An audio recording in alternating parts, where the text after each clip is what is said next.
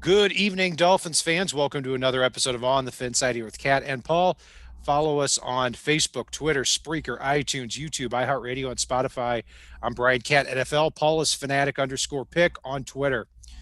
We've just wrapped up the Senior Bowl game, and so the NFL draft season continues to pour along here. And I think, Paul, this is really just kind of another excuse for us to get on and talk about some of these NFL draft prospects. We had a really good show previewing the Senior Bowl, and always leads into other topics. But the quite a few talented players here for the national and the American team. Brian Flores's national team ends up winning 27-24 in this game. Texas A&M quarterback Kellen Mond is the MVP, 13 for 25 passing with 2 touchdowns. So, yeah, I mean, we'll go through a few that kind of up their draft status throughout the week, as well as some players that really stuck out from the game here. But any observations off the top from you in this contest?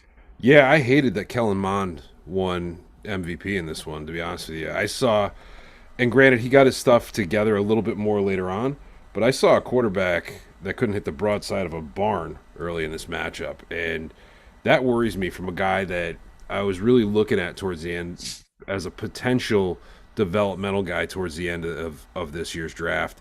I was disappointed, but understanding that it sounds like Flores kept Quinn Miners from playing in this game.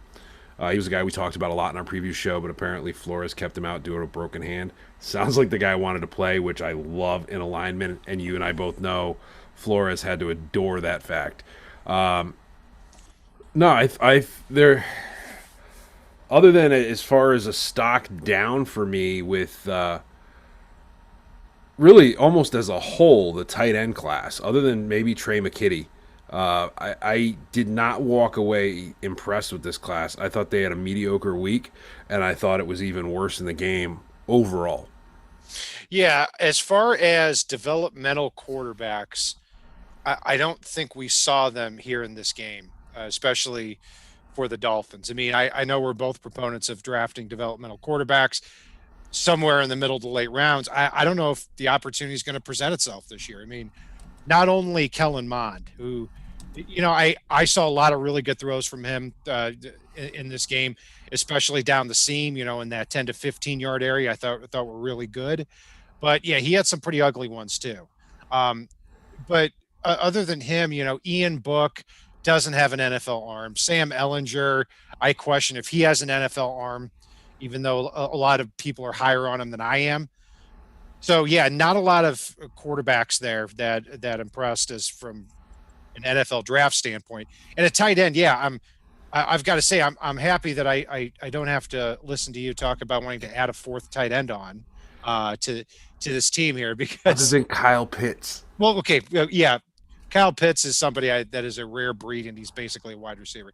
Other than Kyle Pitts and Pat Fryermuth, I mean, I don't even see anybody in this draft class who's can even touch Adam Shaheen or Durham Smythe, which really isn't saying much.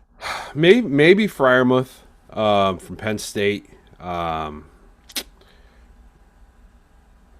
that's pretty much it. It's an ugly cliff that gets fallen off, and Fryermuth's like hanging onto that branch halfway down the cliff, and Pitts is up at the top going, anybody else? Anybody?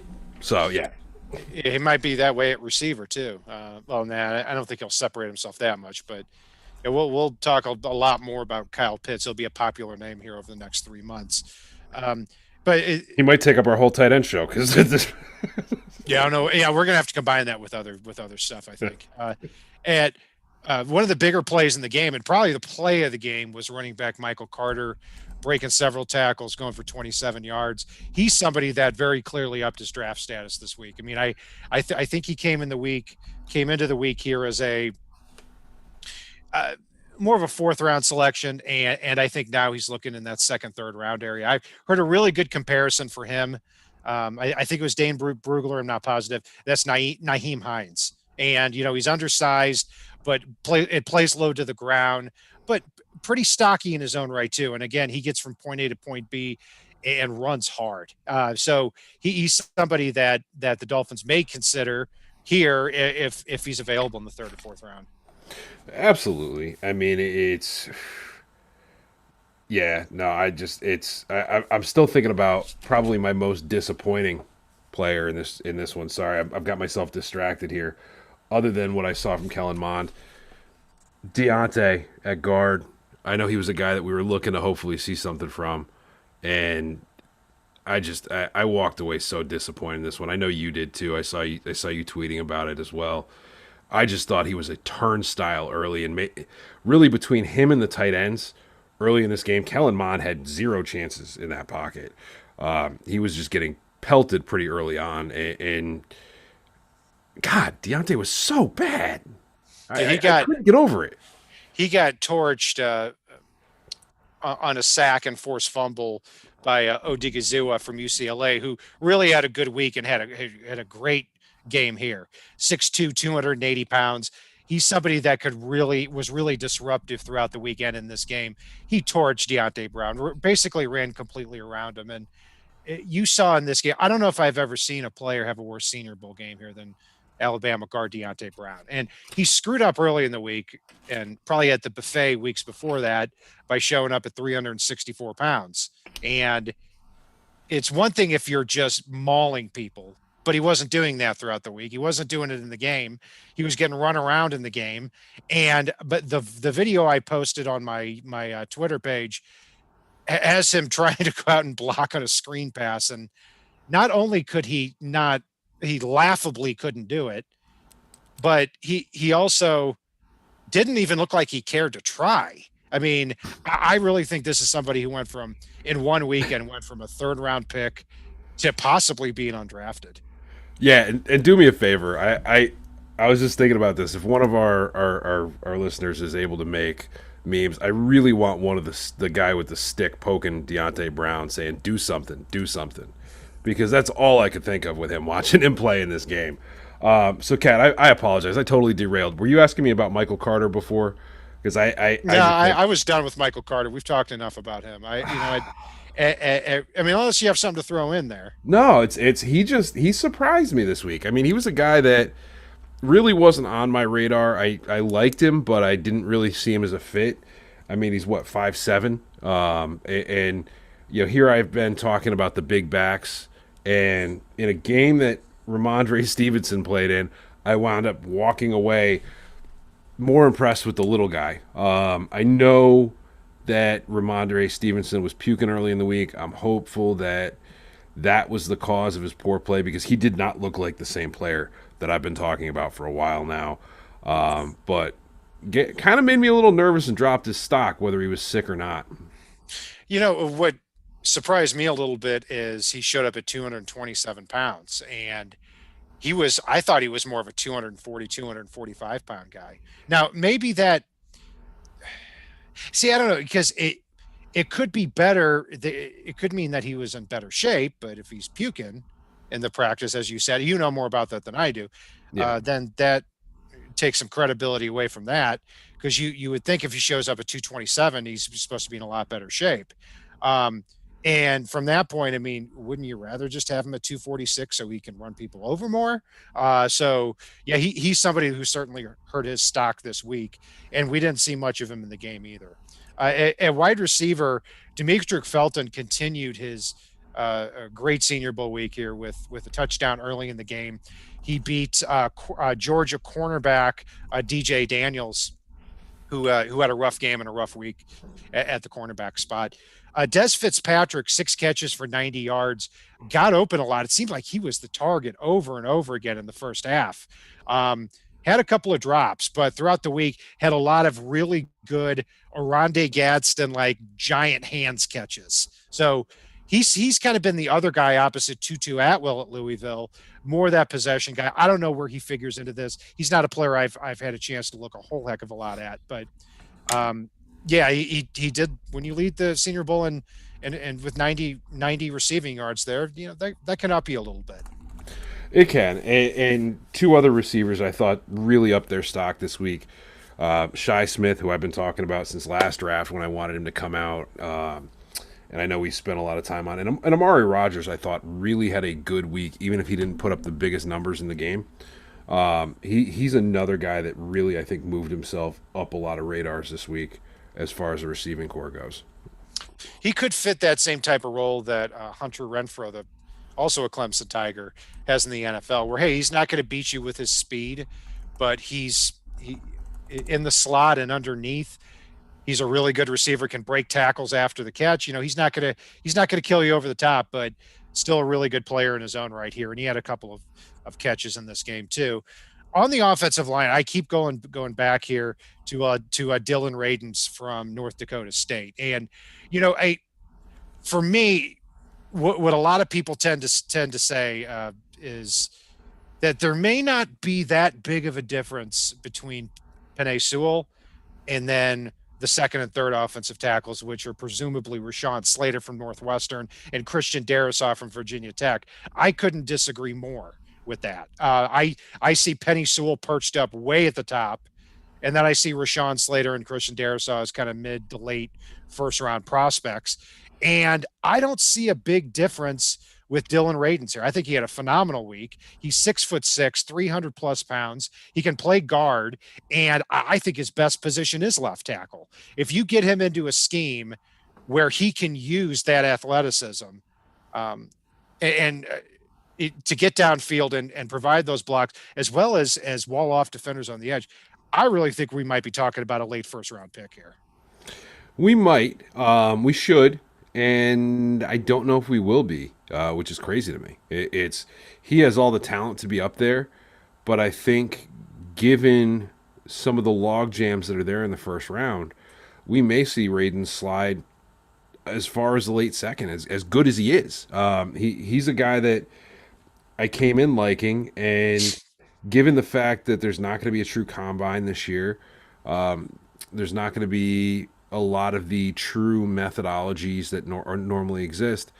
We're going to see an even bigger case of what we saw last year with the NFL draft, which is we're going to see Dylan Radens probably in the top 20 on some people's draft boards and not even in the top 100 on other people's draft boards. Guys like that are going to be the ones that are so erratically graded for a lot of these teams, given the fact that these scouts aren't in the same place looking at the guys going, oh, look at that guy. Yeah, I like him too.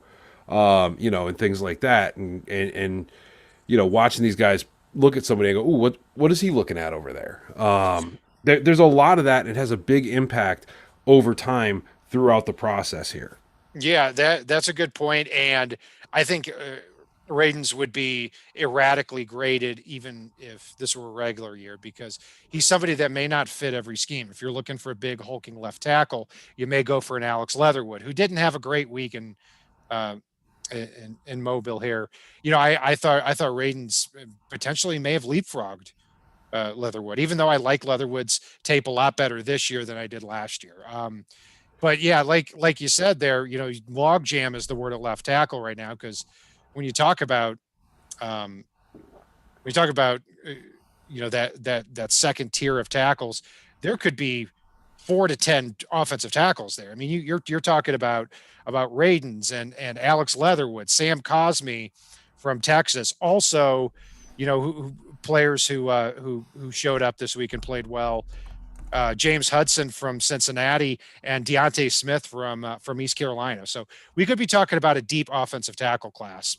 The question is, you know, can you get a quality one in the third or fourth round? You might be able to, and I don't know if the Dolphins would be willing to draft a developmental left tackle when they've got 2 developmental guys at both tackle spots now. Yeah, and I'm glad you mentioned Leatherwood. I can see him being a guy that I kind of felt last year he was all over the map as far as where he was really draftable. And I don't think he grew his stock to solidify himself as that second rounder like some people believe this year. I really think he's one of those guys that's going to be all over the map on a lot of people's draft boards too. I think his ceiling is a lot lower than a lot of the players, but his floor is a lot higher than their floor, which he's just that steady, consistent, okay tackle. And that's okay. There's a role for that. One guy I want to talk about, though, I'm going to flip over to the defensive side of the ball for a minute. Tough Borland, the linebacker from Ohio State, which, if all you were looking for was helmets, their entire linebacking core felt like it was from Ohio State in this one at times because they had three guys there. But Tough Borland was a guy I really liked going into this one, and I was kind of disappointed because I did see the physical limitations that I saw at times watching his tape from Ohio State. But I feel like there's still a role for the guy at the NFL level, even though it's he's never going to be an all-pro linebacker. He doesn't have the tools for that, but he's a solid, steady player that's consistent, and there are roles for linebackers like that in the NFL at the next level if he gets the right coaching staff. Yeah, I agree. And you look at him as a player. I mean, if he can play special teams, I think, for example, he would be an upgrade on the Dolphins over a Calvin Munson, in Okay. for as far as what he can bring on defense. Well, So he's kind that of a Larry alone, Izzo, right? yeah, those are heavy words, Larry Izzo. I mean, Larry Izzo type. I don't know Larry if is he'll a reach that Larry is a level. type. Yes, I'll go with Larry is a type on that. But as far as Ohio State linebackers, you're right. They had what, four in this game? Or they've got four that'll probably be drafted. Justin Hilliard, who's kind of creeping up a little bit. But Baron Browning is the one that's really starting to shine, and he's looking like a really good athlete as well. I mean, he's I when I watched him at Ohio State, really inconsistent from down to down, but I like somebody who has a little bit of bite, some athleticism, some length, some size. At least that's something you can mold. Right now, he's looking kind of in that third round area, but should be the first Ohio State linebacker drafted, at least at this time. Yeah, no, he's got a lot of size to go with that speed that he's got. I mean, it's if he can put it together, he needs coaching big time at the next level. He needs somebody that's going to figure out the right way to utilize him, and if you can utilize his strengths while masking some of his weaknesses while he develops, he could be a lot bigger stud than where he's going to go in this draft. And speaking of size, one of the guys, and I already saw him pop up in chat, and I didn't acknowledge it because I wanted to talk about him here, that I walked away really impressed with. Keith Taylor, the cornerback. Not a guy I expected to walk away impressed with, but he's long. My notes actually, I've got long, fluid, and sticky. I think he was 6'3". He was all over everyone in his area in this game. And he's a guy that I hate looking at corners in this, but looking at Keith, looking at Ife Melifonwu, I walked away impressed with both of them in this game. I agree, and I think they came away out of this game looking like the most NFL ready for a very simple reason. For big guys, and they're both 6'2", 6'3". I thought they could turn their hips a lot better than the other cornerbacks that I saw here throughout the weekend in this game. For example, I thought who's the young pup here? Brian Mills from NC Central had a pretty rough game. I think that the longest catch of the game was by Des Fitzpatrick on Mills, and he had another ugly play. In addition to that, look, cornerback's a tough position to play as a rookie. I mean, it is a league designed for you to fail. It is against the NFL's interest for cornerbacks to do well. So you have to be really talented here when you step out onto the field. So yeah, I thought Melifonwu and um, Taylor made a lot of money for themselves this week. I thought they kind of entered the week as fourth, fifth round picks. Maybe now they get into day two here. Yeah, and just real quick, I'll touch on it. KJ Britt, I thought looked really athletic in this game, but the guy I walked away loving in this that I've talked about till I'm blue in the face before this. Sounds like the coaches lined him up all over the secondary this week, and he rose to the challenge when they did. So you didn't even get to see all of that in the game. But Richie Grant from UCF, he just continues to shoot up my draft board. It's he was a guy I really wanted to come out last year, and I hate that. It drives me insane how many guys went back last year and lost a year due to COVID or because they opted out. This is going to be the weirdest draft ever, I think, Kat. It's going to be fun. It really is, and I think Richie, when all is said and done, even with the weirdness of this draft, he is a guy that started this process probably as a fifth rounder on a lot of draft boards, and I could see him going in the late second, early third easily. And I think he's going to end up playing a lot better than that draft position when he gets to that next level. Yeah, and it'll be interesting to see when it comes to like athletic testing and 40 times, because those are going to be done at pro days exclusively, because there's not going to be a scouting combine, and how much credibility is given to those this year, given that, okay, you tested a little bit faster in your pro day compared to the combine usually. But Richie Grant's the type of guy where if he, with what he has put out there on film and in the Senior Bowl, if he ran in the 4.4s, you might be talking about higher than late second, early third round. You could be talking about maybe probably not first round, but maybe a little bit higher in the second round. So if he tests out athletically well, and it's a credible workout, then he might be in the running for the first or second safety taken. So Richie Grant's somebody definitely that is shooting up boards. And I found it interesting this week when I took a look at the safeties coming here. I looked at him and Nazar Dean from Florida State, and I thought those are two guys who are both big free safety types who are going to be competing throughout the week.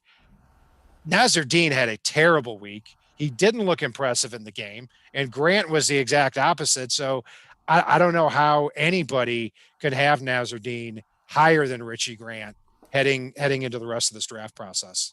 I guarantee you people do. And it's I think Richie Grant would have to absolutely fall apart in any workout for Flores to not consider the guy. The guy can play everything in the secondary, and he can play it well. And you know Flores loves his corners and safeties. He can play it intelligently. You can move Richie Grant around in the way that you move Bobby McCain around, and he's more athletic. He plays and reminds me a lot of the Honey Badger in a lot of ways, but he hits a little harder. That's pretty much where I've got him at. Slightly different flavors, but overall, best NFL comp I can come up with, and that's a pretty big compliment.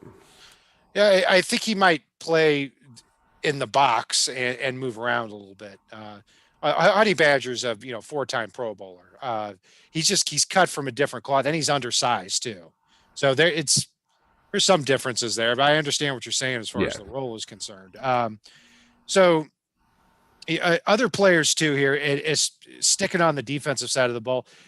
At cornerback as well, one last guy, Benjamin St. Juste from Minnesota, is also that third cornerback. I thought went from really an unknown guy to maybe a mid-rounder this week. When you're 6'3", 200 pounds, and you show that you can turn and run with these wide receivers that showed up in mobile, that's a big thing for him. On the front wall there at defensive end, three guys really stuck out for me in this game and throughout the week too. Is Ellerson Smith from Northern Iowa, 6'7", 265 pounds. And when I looked at him, not only did he have that weight, but he also carried it very, very well. This guy can move. He's got a lot. I mean, he's got long arms. He's coordinated. To me, even though he wasn't incredibly productive at a small school, he's somebody 4th, 5th round you take a look at. I think he's certainly worth the investment at that spot. Cameron Sample from Tulane, and OC Odigizua, whose brother was actually drafted by the Giants in the 3rd round a few years ago, didn't materialize, but Sample and Odigizua are two people that I just say disruptive interior types of players. 6'2", 6'3", 275 pound to 280 pound guys. Those are the type of guys that the Dolphins could really carve a role for. That kind of Jason Strobridge type of role in this Dolphins defense that could steal 20 or 25 snaps a game, causing pressure on the inside. Yeah, no, I really like Sample and Quincy Roche. I did you mention Quincy? Quincy, sorry, I was. No, I didn't. Quincy was another one that impressed me. Not so much doing the Strobridge type role, but given his speed around the edge. Just over and over and over again, he seemed to beat his guy. and you can find ways to utilize that at the next level. I do think he's a little more of a role player than a lot of people think. But yeah, Sample's one of those fun guys that you can move all over the place, and I be that little tweener that may not be pushing people off the ball, but he just makes things happen. Yeah, absolutely. And also, Dalen Hayes from Notre Dame is somebody that I'm going to take a closer look at because he was just eh, I kept writing down assignment sound in everything that he was doing, and that's something that'll certainly catch the eye of the Dolphins. Now, eh, a few other players in the negative light in this game. Jamie Newman, the quarterback from Georgia, who transferred from Wake Forest, just an odd college career. It seemed like he was starting to show more and more promise at Wake Forest. Then he transferred to Georgia, and then he opted out. And there were rumors, and I emphasize rumors, that he was getting beat up by Daniels at Georgia at the quarterback spot. That's why he opted out, to basically preserve his draft stock. But I watched him in this game. He threw a terrible interception. It was a flutter ball, was into triple coverage. Ball bounced up and it was intercepted by Hamlin, the safety from Pittsburgh. Um, yeah, I mean, regardless of how or why he sat out, I mean, and I know he opted out because of COVID. He needed to play football this year because he came in and he looked terrible in this game. I don't even think I'm drafting him in the 6th or 7th round. Yeah, I I'm probably with you on that. I don't think I would either. I've got enough guys I'm in love with in this draft that I can totally pass this guy over and still be grabbing guys I like in that seventh round. Yeah, and just overall players for the week here that I thought took a step back, maybe fallen down at least around. Jamie Newman, one of them. Ramondre Stevenson, Tylan Wallace, and Sage Surratt are names that seemingly have been in college football for years. And I said some kind words about Tylan Wallace in our preview. I rewatched a lot of his tape from the drills, and he was the only one really not getting off the line of scrimmage, as well as like Felton and Dwayne Eskridge. It just seems like some of these receivers were flying off the line. Tylan Wallace, I didn't see that as much. So in Oklahoma State in that conference, you don't get pressed, you don't get covered a lot. You're running wide open a lot of the times. I think Tylan Wallace is going to fall down here as we get through the draft process here. Sage Surratt has great size, but so much a contested catch guy. I wonder how he's going to get open at all in the pros. Um, Spencer Brown from Northern Illinois. He looks good. He looks like a tight end out there at 6'9", 315, but he lost a lot in drills and he lost a lot in the game too. Both Alabama offensive linemen Leatherwood and Deontay Brown, I thought, dropped this week. Florida State's defensive tackle Marvin Wilson continues his free fall, as does Nazil Dean. And from Pittsburgh, Patrick Jones II and Rashad Weaver. I still think they're good prospects, but I think they dropped a little bit this week too after their performance. Yeah, I think I'm with you on that. I mean, you mentioned a few of the guys that I couldn't stand. I'm still pissed about Deontay Brown watching him in this game. Jamie Newman, I know you've mentioned him a couple times now. I disagree a little bit just based on the rust factor. He was a guy I saw a lot of skills potentially there with. And if you want to bring him in, put him on the practice squad, see if you can get a decent quarterbacks coach in the pros working with him. I'd be intrigued to see if you can develop him. It's a low risk, high reward situation. You're not bringing him in to be Tua's backup. If you bring him in, you bring him in to be the third, fourth string quarterback. You're probably bringing in a veteran to be Tua's backup this year. Probably not Fitz like we talked about before. But again, it's maybe you've got something there, maybe you don't. And if you do, he does have a lot of physical tools that you don't see very often. So, Yeah. but other than that, we did get a couple questions in chat. Yes, we are going to be doing a live stream, I think, for the draft this year, Cat, for at least round one. Not you will be for round one. Okay. Sorry, I didn't We mean to may put have you on the spot. and I'll tell you, everybody, on draft night, round one, Uh, I don't want to have any. No, we'll You see. came and did it last year after saying the same thing, so Yeah, we might have it. I did in round two. Round two and round three, I'll be a little more flexible, but we'll see. That's still coming together. I because if I'm here, I can't have anybody at my house. That's the big thing, and I always have a draft party every year in person. We'll see about that. Let's put a pin in that. I'll do the best that I can. Um, We also got asked about Vince Beagle. Do we think he is going to end up on the roster? I I'm a, don't think so. That's just a guess. I mean, if he wants to come back for 1 year, couple million, maybe, but I think he'd have a better opportunity somewhere else. I do too. I think that he might be back. I think there's potential. He did have those pass rush skills kind of move up the scale last year before he got hurt.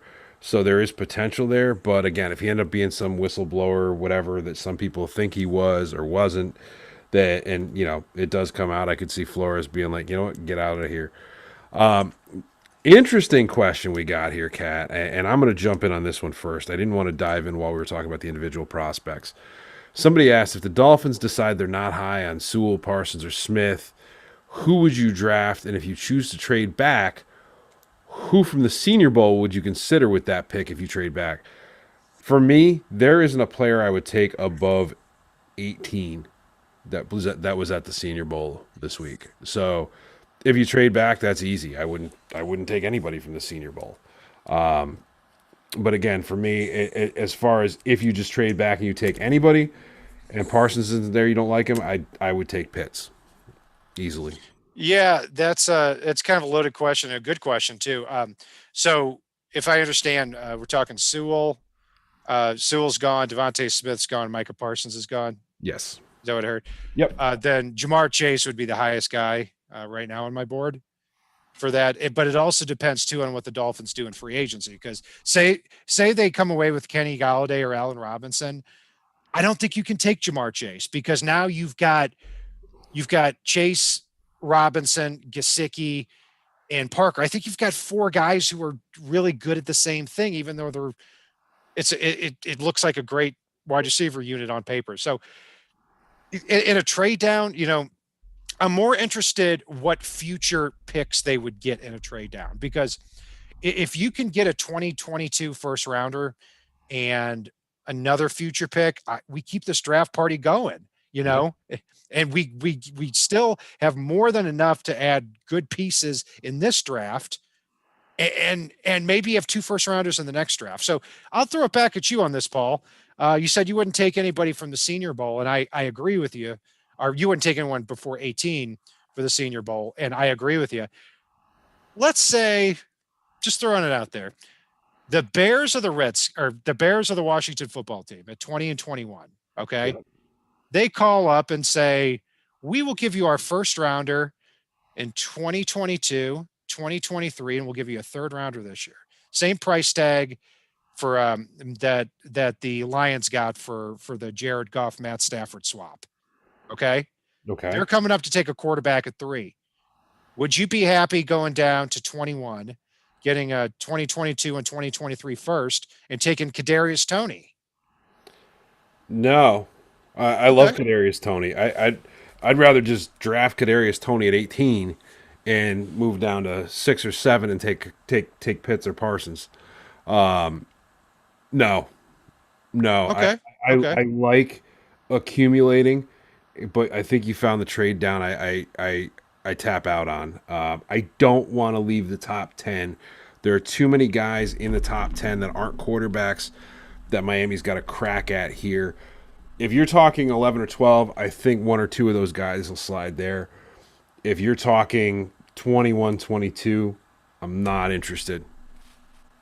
Yeah, I'm with you on that because if after all of this you don't come away with some clearly defined top 7 or top 8 prospects here, I think it's going to start to get to the point where it's like, all right, when are you going to draft somebody here? Yeah, So yeah, and I think you'd be trading down that 18 to 22 range is kind of the weaker part of the draft for the value as the right. way the board sits right now. So I'm with you. I think if the Dolphins can get down to that 8 to 10 range in a trade down, get like a first rounder next year, from a team like the Lions or the Broncos who need a quarterback, that's probably the best way to go there. So very good questions. Not surprised. We have an intelligent audience, Paul. And we look forward to keeping up with this audience throughout the rest of the NFL draft process. We're continuing to work away on the film, and we're going to continue to bring you solid content here. That's going to do it for our breakdown of the Senior Bowl football game. What's up, Paul? I said, click the buttons, guys. Click the Click buttons. the buttons. Yeah, click the likes, click the subscribes, click that share button. All of those things, they help us out. They really do, and I really appreciate all we've been getting from you guys Yeah. over the past few months. Thank you very much. The chat's been awesome, by the way. Really appreciate all of it. Absolutely. And yeah, we really do appreciate it.